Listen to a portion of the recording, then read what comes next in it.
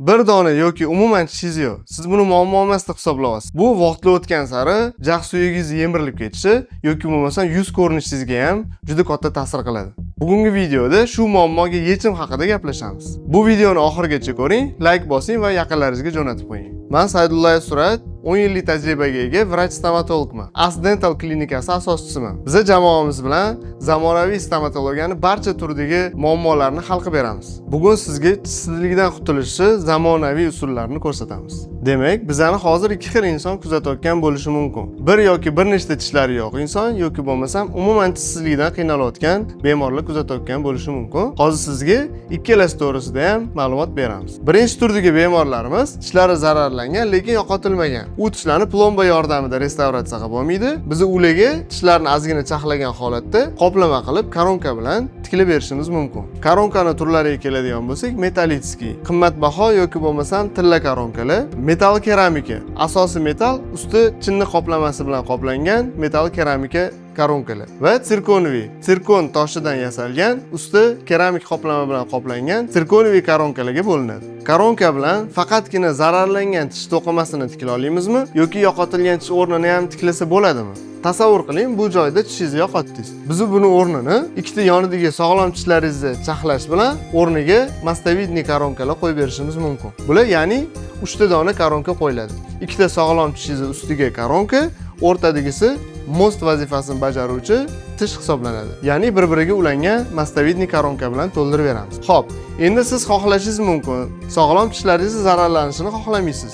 Bunga undan ham yaxshi yechimlar bor. Hozirgi kunda implantatsiya zamonaviy tish qo'yish usuli hisoblanadi. Ya'ni siz bu yerda bitta yo'qotgan tishingiz o'rnini sog'lom tishlaringiz zararlanmagan holatda bitta implant bilan tiklashingiz mumkin. Implantni biz jag' suyagiga o'rnatamiz va implantni ustiga abatment qismini o'rnatib turib, biz uni ustiga koronka bilan tish qatorlarini restavratsiya qilib tiklab beramiz.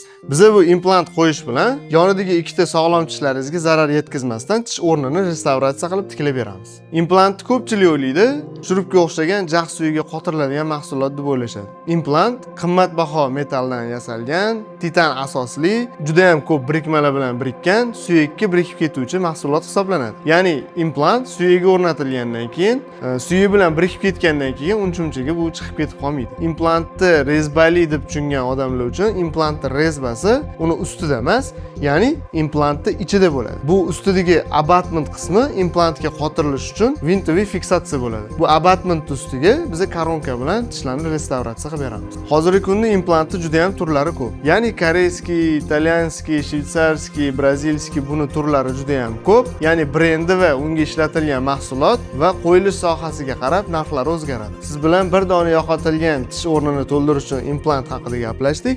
Endi siz bilan bir nechta implantlar bilan tish o'rnini to'ldirish haqida gaplashamiz. Ya'ni tasavvur qiling, og'iz bo'shlig'ida umuman tishingiz yo'q.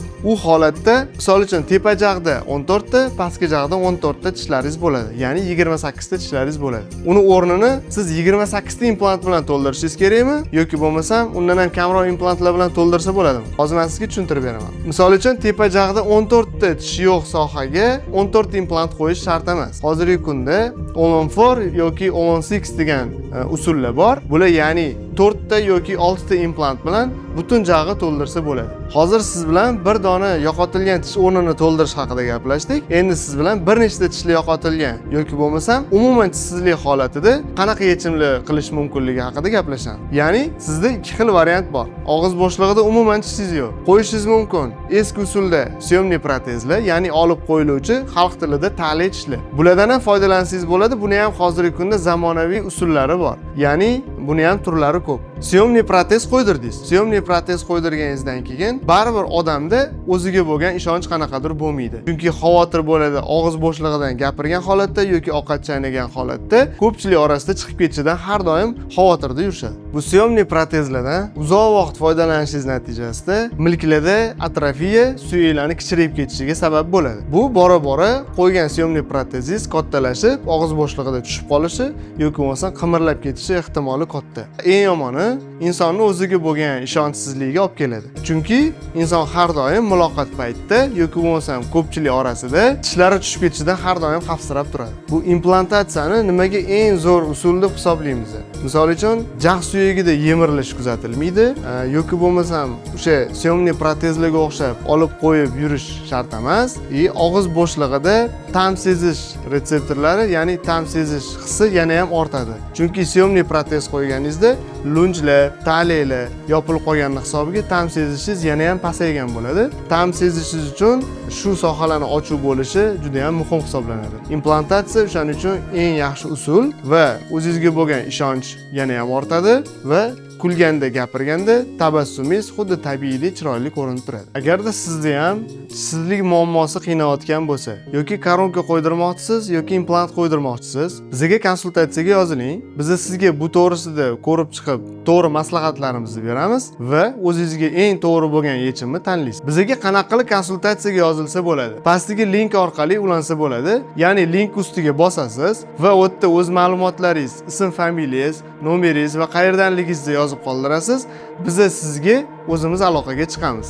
Ikkinchi usuli, pastdagi raqamlarga qo'ng'iroq qilasiz, bizani adminlarimiz bilan bog'lanasiz, bizga vaqtini yozdirib konsultatsiyaga yozilishingiz mumkin. Bugungi videomiz o'z nihoyasiga yetdi.